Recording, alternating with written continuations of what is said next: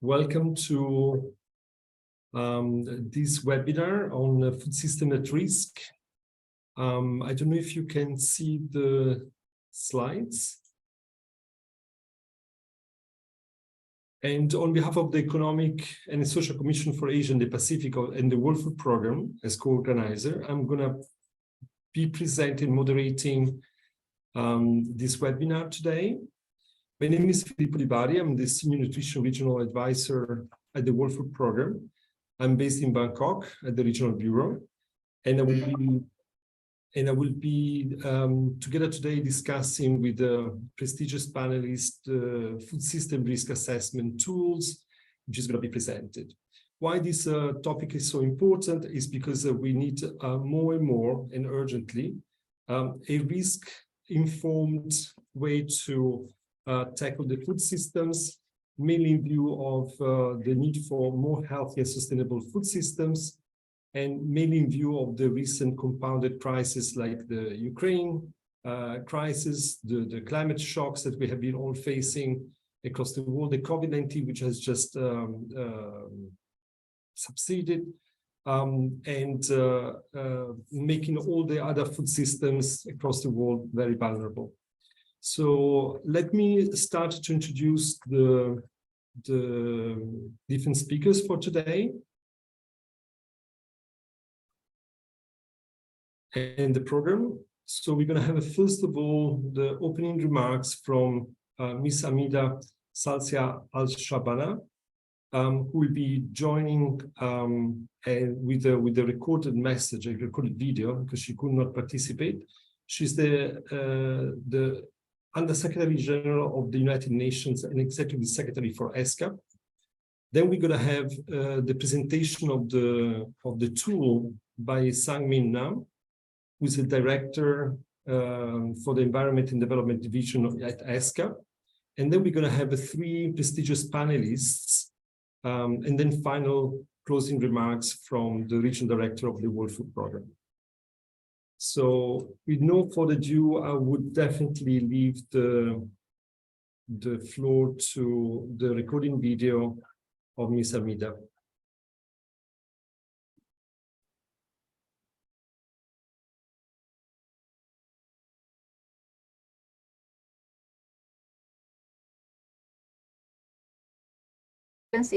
Distinguished delegates, participants, it is my great pleasure to welcome you to the Food System at Risk side event in this critical stock-taking moment. Today, we are facing a polycrisis of ongoing conflicts, epidemics, financial crisis, and climate change, which have all converged to challenge every aspect of sustainable development. Nowhere can this be seen more clearly than in food systems. The interconnected food and energy price shocks linked to the war in Ukraine, COVID-19, and global economic dynamics have led to historic heights in inflation and food prices and pushed millions of people toward food insecurity.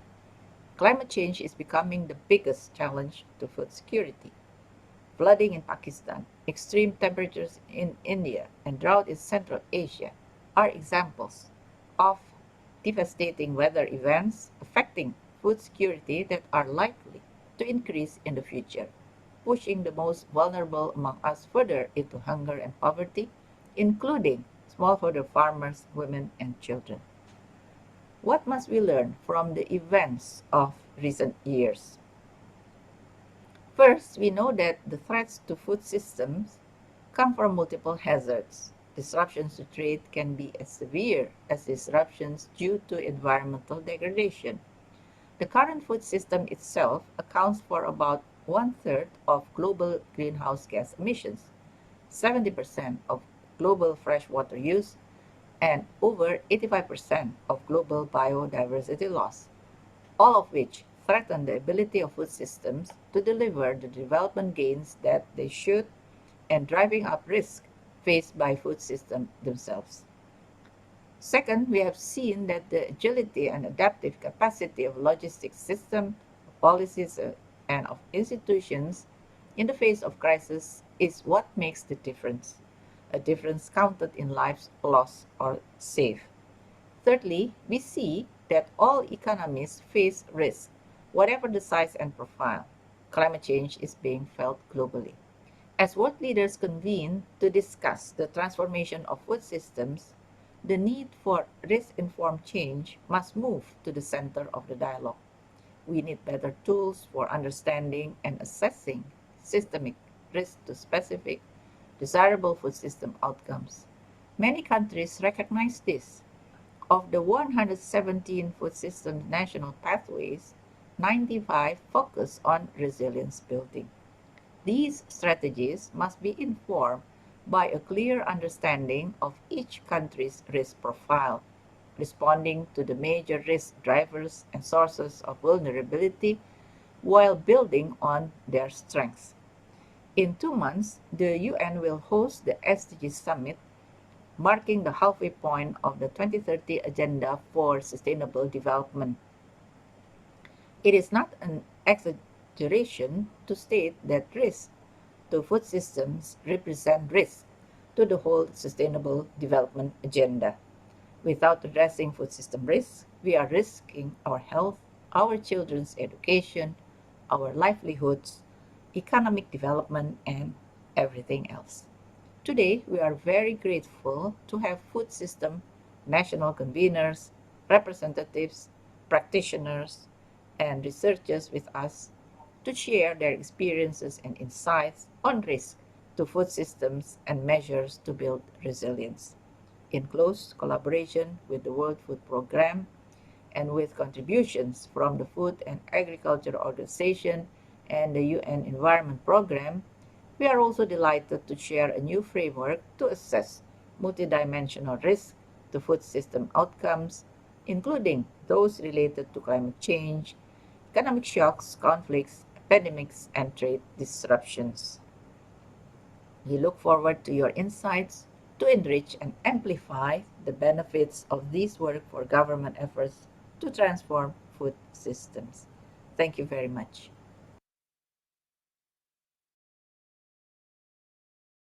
Very good. Now I'm very pleased to introduce Dr. Sagmin Nam, Director of the ESCAP Environment and Development Division, who will present the results of a joint effort in developing a risk assessment framework, which started over a year ago as a collaboration between WFP and ESCAP, with contribution from FAO and UNEP. So the floor is to you now, Dr. Sagmin. Thank you. Thank you, Filippo. Next slide, please.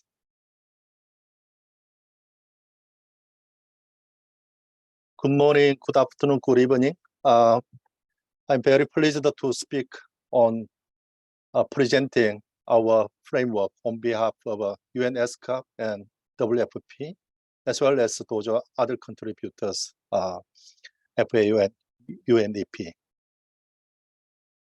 Next slide, please.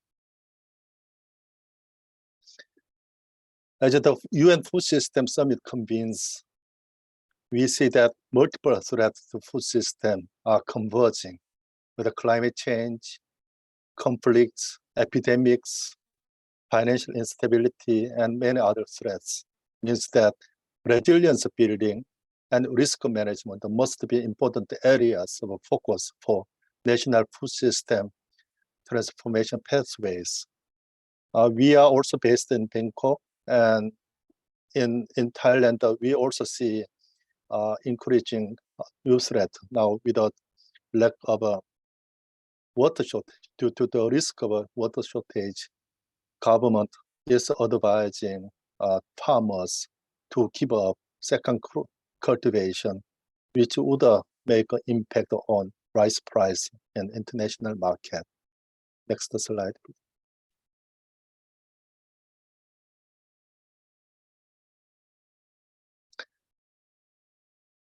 Sorry, move up. Previous slide, please. Thank you. As I mentioned earlier, so this is a joint product from multiple UN agencies. And so to develop this comprehensive composite framework, which is called the Insights on Food System Risks, or INFA, to support the assessment of a multi-dimensional food system risk and risk drivers. This is applicable at regional level or with the different income groups, also at the national level. So far, we have done this exercise in Asia Pacific. So we are showcasing the assessment result from Asia Pacific. This framework also aligns with the 2030 agenda and discussions of a high-level panel of experts on food security and nutrition of the Committee on World Food Security. So by providing risk insights in relation to people, planet, and prosperity. Next slide.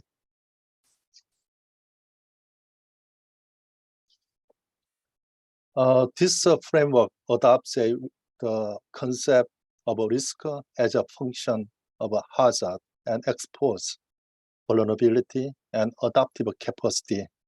As you can see, this framework consists of 15 components and 39 subcomponents and 96 indicators.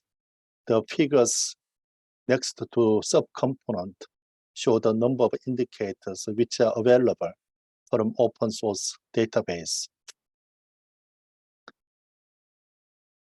Each element of the framework is supported by a component defined by expert discussion and desk research.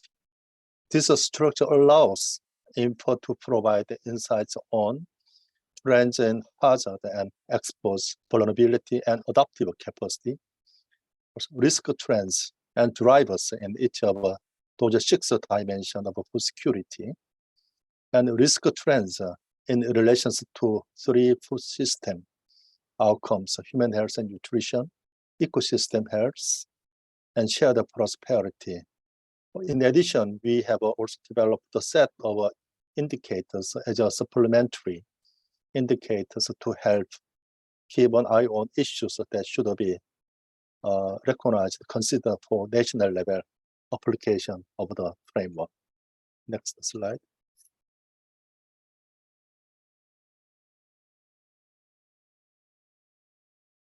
So far, we have applied this framework in 49 countries in Asia Pacific. Also, we are going to publish a working paper in coming months. This graph shows both current risk values and also risk value changes during the last 5 years. On the right side, you can see countries with increasing food system risk in last 5 years. Pakistan, Afghanistan, and Turkmenistan, and you can see those countries. And also we look at the outcome is, the food system risk have increased in most countries. And the countries in the especially red box I mentioned earlier are, of course, a particular concern because the current risk value is high, and also risk has been increased during the last 5 years. And at the low half of the graph, you can also see risk is increasing in some generally low risk countries. So some of the countries, risk drivers in these countries include environmental stress and malnutrition. And then you can see this on the left side, countries where overall risk decreased in the last 5 years. But there are a couple of countries, including India, Papua New Guinea, and Bangladesh, which have a very high risks, while the overall trend is relatively positive. Next slide.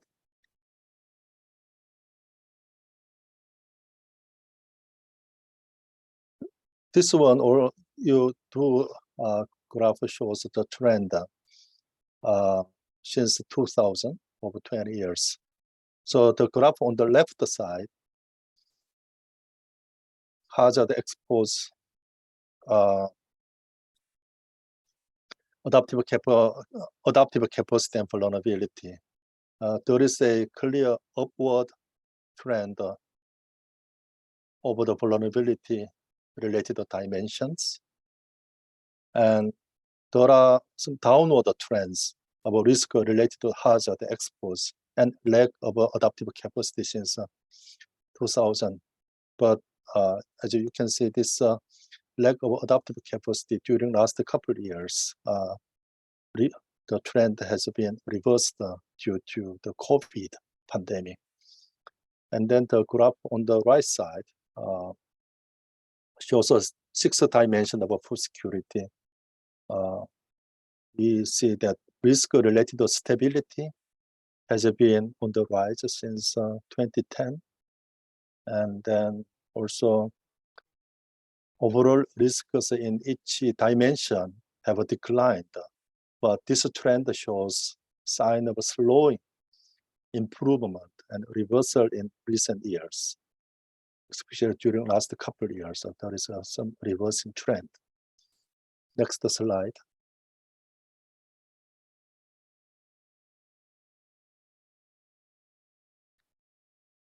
This one, we are looking at different income group. So food security dimension by income groups. There are, as you can see, certainly quite different, significant differences across different country income groups. In low-income countries, physical and economic access to food are most important source of risk. And for high-income countries, environmental stress and inflations are prominent risk drivers. Next slide.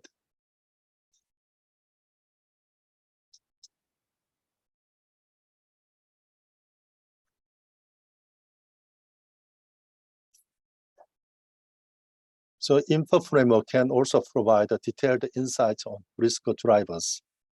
For small island developing country, CIDRs, import dependency and obesity have a higher contribution to overall risk as compared to the regional average. You can see this hazard exposed and CIDRs and the vulnerability CIDRs, so they are highly linked in some cases. And therefore, landlocked developing countries, water stress and food logistics and shortcoming in government support to food access are important source of risks. This framework can also provide this kind of analysis at the country level.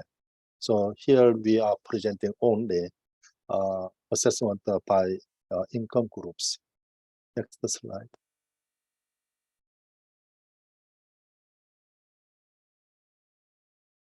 So this is a country level assessment. So you can see the Asia Pacific average highlighted in each bar.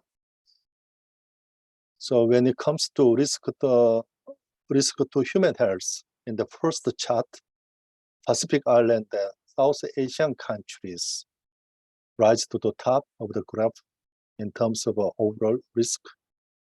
And then the middle chart, shared prosperity outcome, are most at risk among South Asian countries, as you can see, starting from Afghanistan. Risk to this critical food system outcome show the most significant increase across countries. And then risk to ecosystem health show in the third graph.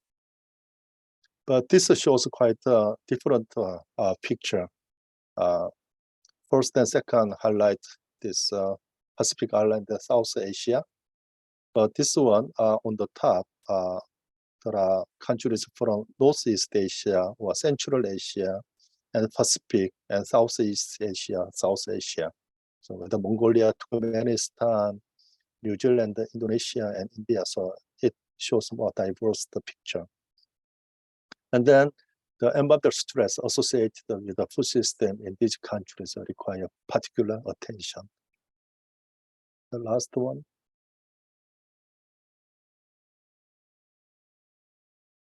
Next slide. Yeah.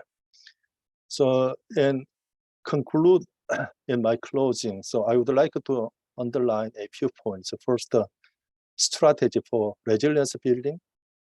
for food system must be targeted to each country's risk profile. Of course, we have shown this regional level and by income country, by income group, and at the country level. But we wish to get to support more country risk profile exercise. My second point is managing risks requires understanding risks, and food system transformation cannot be done without managing risks. So this info framework can assist the governments in understanding multidimensional food system risks and engaging stakeholders to prioritize interventions and investment in food system transformation. This is still kind of a draft, so we see several caveats, which we do not have time to discuss today, but we are going to also present some caveat in our working paper, and then our expert group meeting to be organized early September in Bangkok. Also, the working paper will feature risk profiles for some selected countries like Bangladesh, Fiji, Kazakhstan, Laos, PDR, Pakistan, and Sri Lanka. And then here on online dashboard will be also available in September to allow the public to access the data model output. With this, let me conclude my presentation. Thank you very much for listening and your participation today. Dr. Sagamin, thank you so much. I mean, the presentation was very, very clear and very, very interesting. And as you may all have seen, there are also the chance to provide a feedback on the tool, but also to put questions in the chat of this webinar. So please make use of the link kindly provided. Okay, let me move on to the next session of the webinar. Let me introduce first of all the panelists. We have today Dr. Vanida Kumenitech, Director from the Bureau of the Foreign Agricultural Affairs, Office of Permanent Secretary at the Ministry of Agriculture and Cooperatives of Thailand. We have also Dr. Akiko Suva Eisenman, Senior Researchers at INRAA, member of the Steering Committee, high-level panel of experts for the Committee on Food Security. And last but not least, Dr. Jose Rosero Moncayo, who is the Director of Statistics at the FAO. So I'm going to put a couple of questions to all our prestigious panelists, and then there's going to be also the chance to conclude with one final sentence for each one of them at the very end. So let me start with Dr. Vanida. So the question number one would be, what are some of the risks Thailand food systems are facing currently, and how does Thailand address risks and build resilience? Over to you, Dr. Vanida. Thank you very much, and very honored to participate in this important discussion. I think that right now we really we realized we are at risk, and I think this risk has been addressed since we started the dialogue in 2021, and we see that we have to address it. I think the COVID-19 has shown that our system is not perfect, and there's some risks in there has to be managed.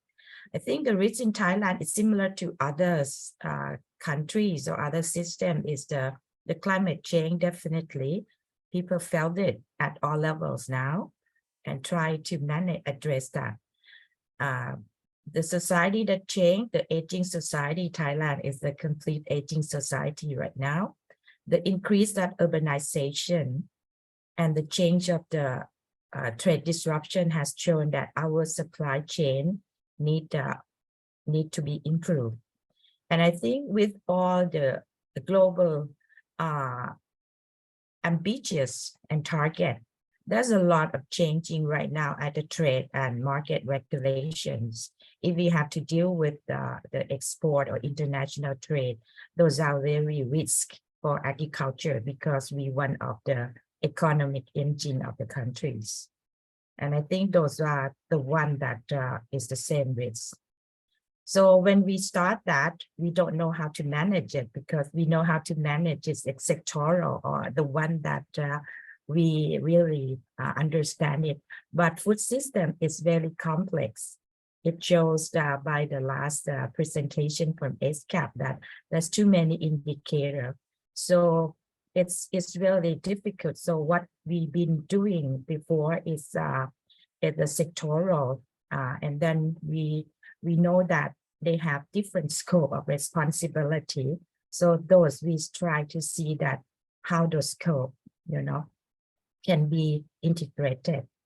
And I think those one that when we talk about the result that we need is resilience, is that the urgency or emergency, we know that business as usual cannot be addressed or cannot be managed the unforeseeable future. But I think that how to identify the urgency for whom, for where, and for what. And I think those one is need to be addressed. And we really put in the first one that we need the very stable of the manage our food system at the normal time or at the crisis.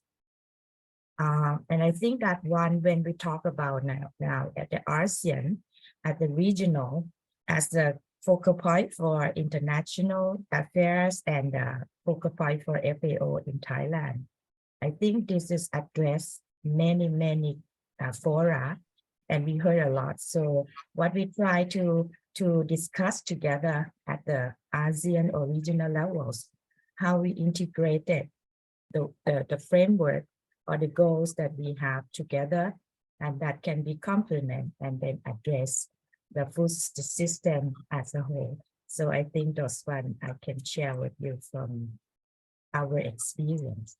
Thank you.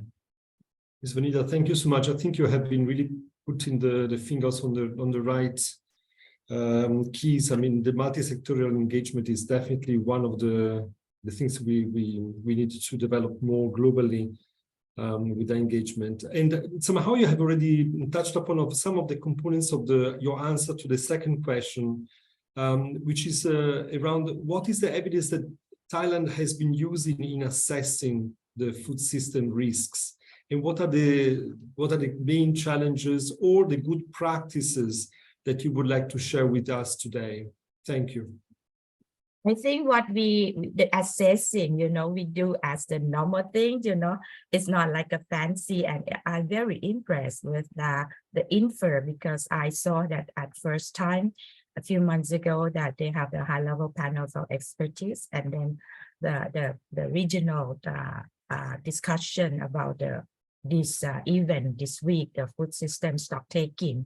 And I think that one is really interesting us that when you take a multi-approach or multi-dimension of the system and look at the same time, I think that's but it's very technical, and it needs expert and skill in order to do. So we assessing the risks as we usual through the dialogue, we have a dialogue, we share, and we discuss, and then I think we have to listen very carefully who doing what and who have the common interests and goals, and then we learn and integrate it. So those are the things that we're doing. So this is what it needed. We need the data at all levels and put in one picture and discuss the complexity of the system.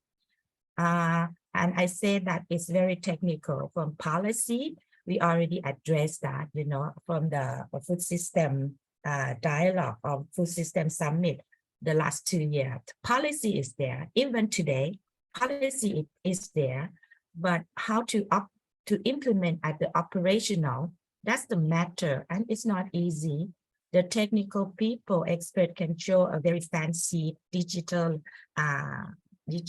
technology or whatever, or many technology. But I think that what is a new skill, the structure, the human resources, and I think those has to deal in the limited investment and resources. I think what we have a good practices is we share knowledge. I think that one, when we be part of the discussion, I was there at the presentation of INFER. So I think that's how we learn the knowledge. I think we know where expert is, we know where the knowledge is, and we can really access and identify what will be appropriate for us, or what we can do or afford or capable of doing things. And I think those that apply to the whole national pathway, is that all the stakeholders can share and then discuss and see in the real term, you know, it's the data, so it's not perception. And I think what I mentioned, that when we're doing this, the good practices or the best result coming out, we discuss at the ASEAN level. And now there will be the link between ASEAN and CGIAR, which is, we say that the research and development is very low in agriculture right now. So now if we work with CGIAR, which is a kind of research-oriented agency, and then we will start some of the program addressing regenerative agriculture, addressing biodiversity, mainstreaming in agriculture, and then we will address some climate change. So I think this is the real start, you know. We will have a ministerial in October. So I think this is really ongoing. And with the ASEAN, with a similar region, and then we address nationally, I think that can be learned and shared. And I think those are what the real essence of collaboration, partnership, and why we have to do multilateral relationship and working together as the planet and the global. Thank you so much. Yeah. Thank you so much, Ms. Vanita, for having shared your thoughts about that. And once more, we would like really to emphasize the fact that this tool would be really the platform to implement what you were saying, engagement among all the different stakeholders, all the different partners. So that's absolutely critical. Thank you so much. And let's move to the next panelist, Dr. Akiko Suwa-Eisenman, Senior Researcher of INRIA.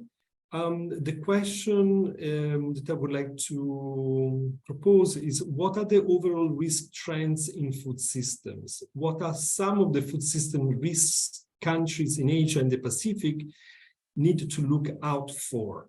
Thank you, and over to you. Thank you. Thank you very much for inviting me today.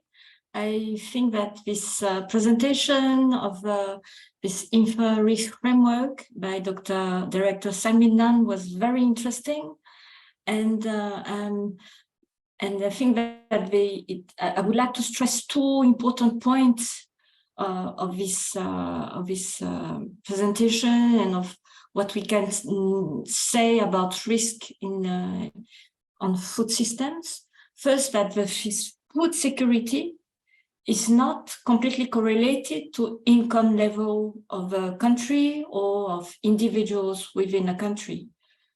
A very good illustration of that was this graph that Director Sang-Min Nan has showed us on the value of risk and its change over the last 5 years for each country. And the graph shows that countries which are at similar level of development have a very different risk level and risk evolution. So food security risk is not something which is just a matter of being rich or poor. And second, the risk index stress that food security is multidimensional. It's really what was also said by Ms. Vanya Kunmin-Pech just before, and risk comes from various origins, which makes it very difficult to tackle. And these multi-dimensions are summarized in the 6th pillar of food security as identified by the literature, and also in the work of the HAP-FSN, the high-level panel expert on food security and nutrition. And these 6 pillars are availability, access, utilization, stability, sustainability, and agency. And another thing is that all this risk hits many people in the food system, not only the farmers or the consumers, but also the traders, the processors, the retailers, and entrepreneurs, large and small. And this has one important consequence. First, there is no a single solution on food security. And it also means that you have to coordinate many stakeholders. And in this context, what will be the use of the infer-risk framework? It is very complex, it is very detailed with 96 indicators. So definitely, I think that its target is not to provide a definitive answer to policymakers on what to do, but rather it is a tool for policymakers and the civil society to discuss and improve the food environment and policies in their country. It's a way to create a hunger for data and for knowledge, something which is very important for evidence-based policy making. It is something that was also stressed by a report that we have written last year on data for FSN. The main message of the report was to create a need, a greater demand for data and analysis by the policymakers. And I think that this risk index is really a good step in this direction. Thank you. Thank you, Dr. Akiko. The second question is, what are some of the challenges or good practices to assess risks to food systems? Yes, so on the challenges, I think that there are challenges, and again, I would say that I hope that this risk index framework that we are discussing today will help to overcome these challenges partly. The first challenge I see is that one could be tempted to separate short-term and long-term risk. And for instance, tempted to deal first with the emergency today and provide food to the hungry, and before turning to other issues such as the quality of the diet or environment preservation.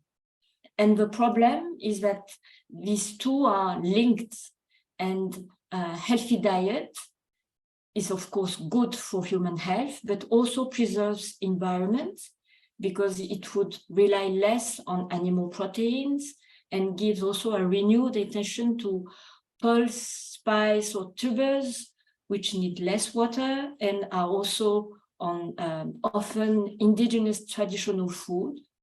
And thus those short-term and long-term risks must be considered and can be solved at least partly together. The second challenge I see is that it's multidimensional and multi-stakeholders, we will step in a trade-off. So trade-off because these stakeholders will have different objectives. The dimension and the objectives and interests would collide. So our first step for policymakers, at least, is to be aware of this trade-off and decide in an informed way. The third challenge, and perhaps a little more tricky even, and for me the most important, has to do with inequality and agency. Within a country, there are groups of people who are often overlooked, often women, indigenous peoples, informal workers, migrants, illegal settlers, who don't appear in maps of, say, drought or flood-prone areas. They don't appear in official statistics, and they are just ignored when a policy is decided. And this year, the HLP FSN report is on inequality, and we try to give recommendations on how to improve policy design and make sure that everybody has a voice. And I think it's very important to give a voice to everybody when trying to solve this food security. Thank you very much. Thank you, Dr. Akiko. Very inspiring. Maybe when we were also referring to the long journey we did since the first Eat Lancet report and then the syndemic paper, down now to the component and dimension of the inequality, which really talks to the missions of also of us as United Nations. So thank you so much for reminding us that with such a vehement voice. Let me move now to our last but not less important panelist, prestigious panelist, who is Dr. José Rosero Moncayo, Director of the Statistics of FAO, where we'd like to put the following question: what are the overall risk trends in food systems? What are some of the food system risks countries need to look out for as well? Thank you. Thank you, and thank you very much for the invitation, and also for this relevant question, because if we want to achieve the objective of giving access to sufficient, affordable, and healthy diets, we need to have clarity on the overall trends in food systems that are shaping our world, and that need to be factored in our policies and action. So our first trend is undoubtedly the population growth. This factor is one of the most important ones driving the demand for food. Population is expected to increase and reach 9.7 billion people by 2050. And growth is concentrated in Africa, in South Asia, and in the world cities. And associated with it, migration from rural areas to urban areas will continue.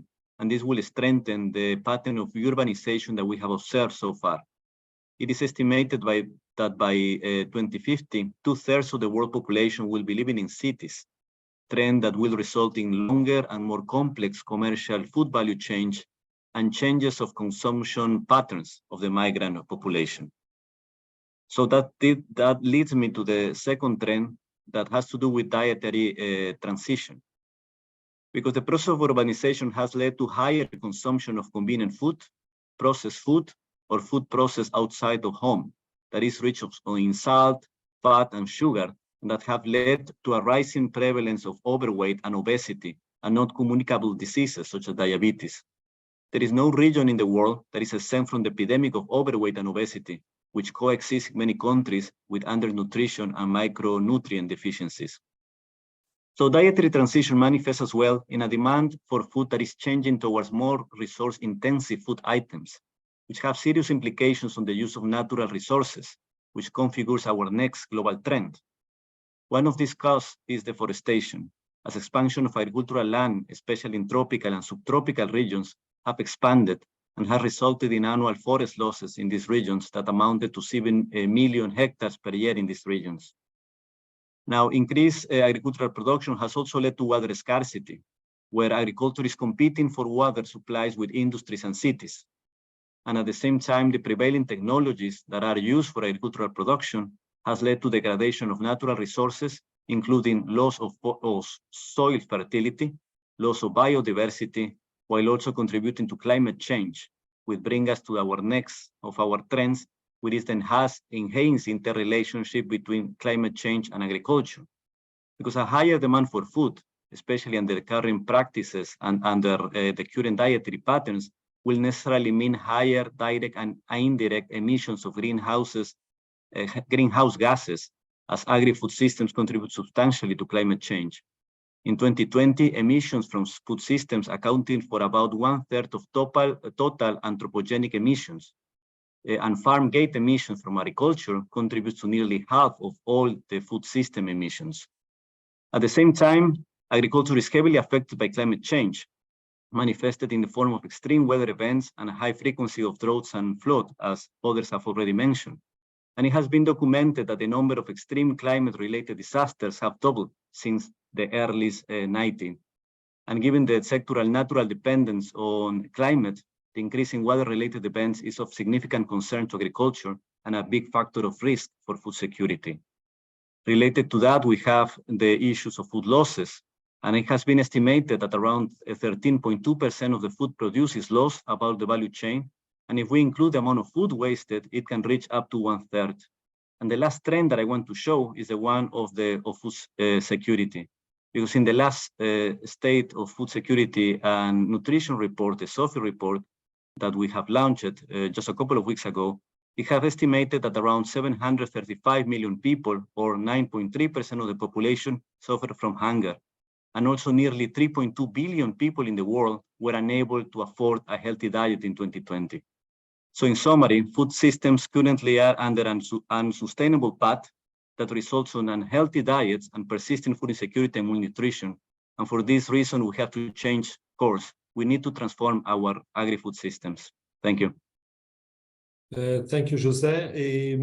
The other question that we wanted to put for you is, what are some of the challenges or good practices when it comes to assess risks to the food systems? No, thank you for this question. And I think that in this panel, I represent the community of data. And I would like to refer to the data challenges as we have fundamental data gaps, as others have already mentioned, that need to be filled in the near term to guide action to fulfill the objective to monitor food system transformation. In 2021, FAO, GAIN, and Cornell and Columbia universities formed the so-called Food System Countdown Initiative that aims to monitor food system at global level by providing in an annual basis actionable evidence to track progress, guide decision makers, and inform transformation. In order to do so, we have to put together an architecture for food system monitoring based on 5 areas and dimensions, and we have to go through a process of identifying indicators, scientific grounded indicators that are already available in order to be able to monitor food systems. And the important thing of this exercise is that in the effort of doing this, we have identified the existence of critical gaps in the different areas of the food system that we need to address. Specifically, we know very little about the economic value of food systems. We also know very little about the magnitude and composition of the population that is working in the food system and what are the conditions of work. Now, even if I mention in my response to the first question something about food loss and waste, those estimates are at the best at national level or regional levels, but we know very little or we have very scarce information about the levels of food loss and waste at the country level. In the same way, we need more information in terms of livelihood indicators that can capture the welfare of food systems workers beyond agriculture. We need indicators of decent work, gender equity, or even violations of human rights. We have also sparse country and year coverage in specific areas of the food systems or dimensions of the food system, such as adult diet quality. We have also very little information or sparse country and year coverage on indicators such as biodiversity or agro-food diversity. We also need more data that can capture the full value chain, not only the extremes of the value chain, but also what is happening in the middle. And we finally need additional indicators that can tell us something about the governance around the food systems and also resilience of the food systems. We know very little, for example, about the impact of disasters in agriculture. So it doesn't matter how we see it. If we want to achieve the objective of giving access to healthy and sustainable diets, we need to invest in our information systems, providing them with the data that is needed in order to measure progress and inform actions. Thank you. Thank you, Jose. I mean, very, very pragmatic advice that you're giving. Okay, to conclude then the discussion with the panel, I would really like to invite once more Ms. Panida, Dr. Akiko, and Dr. Jose to provide just one sentence to summarize your intervention. I know it can be challenging, but let's leave each other with a clear message. I would also like to remind that you can put questions and request of documents in the chat box. And then last but not least, we're going to hear from the closing remarks from the Regional Director of WFP. Shall we start with Ms. Panida? What is your last takeaway message for all of us today? Thank you. Yeah, I'm really great. I listened carefully for the two speakers, and I see a lot of opportunities and challenges on the hand. And I think what we address now with all the risk-informed tools, it's about taking data and knowledge and turn complexity to simplicity. So I think those are my one sentence that I think that we need to address how to do that. Thank you. Thank you, Ms. Vanita. Dr. Akiko, your turn. Yes, thank you. So I think that food system risk concern us all.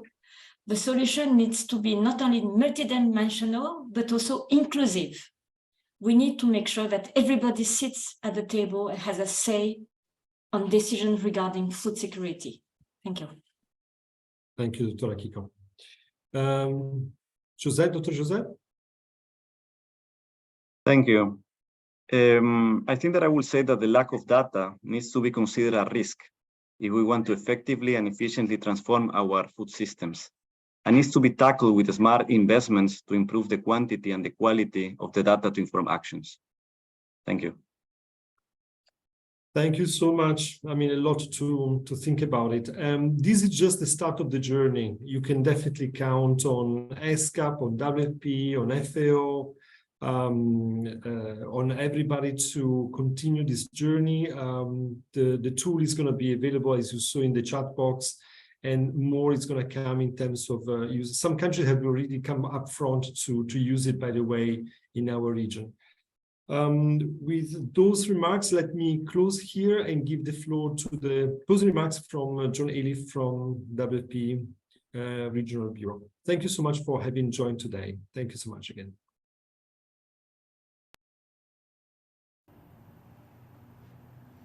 Dignitaries, representatives from member states, distinguished guests. Thank you for joining today's side event, Food Systems at Risk. I know you will have had a really rich and lively discussion on what to look out for and how to assess risk levels and trends. Food systems are central to ensuring people's access to regular, nutritious food, because food systems are a combination of all the factors that are important for food security. Food systems which function well support individuals, households, communities, and governments on multiple levels. They underpin health systems, ensuring our children are well nourished. They ensure healthy food is not only available, but available at prices within reach of the poor. Food systems which function well drive education, ensuring our children are nourished and healthy, grow up productive, and are able to create wealth, contributing actively to their country's development. Functioning food systems support farmers and others in the food chain to have sustainable jobs and livelihoods. Functioning food systems help diversify food production, expanding rural livelihoods, contributing to equitable livelihoods, and safeguarding rural livelihoods in the event of shocks and stresses. Food systems which function are a motor for economic development. For most countries in this region, agriculture is the backbone of economic growth. Stable food systems provide enhanced access to and control of resources. Food systems which do not function, on the other hand, are unable to provide children with the diverse, nourishing diets that they need for healthy growth, are unable to protect jobs and livelihoods, negatively impacting the resilience of communities. They are a drag on the economic development of our countries. So much is at stake. As the Executive Secretary stressed earlier, risks to food systems represent risks to the whole sustainable development agenda. That is why the proposed framework to assess multidimensional risks to food system outcomes is of fundamental importance. If we can assess the systematic risks to food systems, we can better focus our investments, we can better focus our energy. Through doing so, we can make food systems more resilient by understanding the vulnerabilities which climate change brings, understanding how economic shocks exacerbate vulnerabilities such as poverty and drive market instability, understanding how conflicts can close roads, keep farmers away from fields, curtail the flow of agricultural inputs, damage livelihoods, and limit access to essential basic services. Understanding how trade disruptions affect food systems, putting food and nutrition security at further risk. Today, you have helped shape this critical framework. As food systems national conveners, representatives, practitioners, experts and researchers, you have shared your precious experience and your insights. Thank you very sincerely for having done that. In the coming months, the INFER team will develop a series of products to support governments, development partners and other stakeholders strengthen the implementation of national food systems transformation pathways and other sustainable development strategies. Specifically, you can expect a working paper on assessing multidimensional food system risks in the Asia-Pacific, an INFER Asia-Pacific dashboard, which we hope to launch in Q3 this year, and a guidance document on the application of INFER at the national level. But I urge you, let's not stop and wait for those products. I urge all of you to start looking now with new and fresh eyes at the risks which your food systems face. I urge you to look at how well they are equipped to deal with change, with shocks, and with the unforeseen. Finally, I want to say how much WP has valued our partnership with ESCAP on this important framework.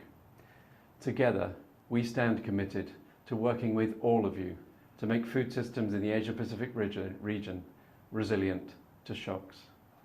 Thank you so very much.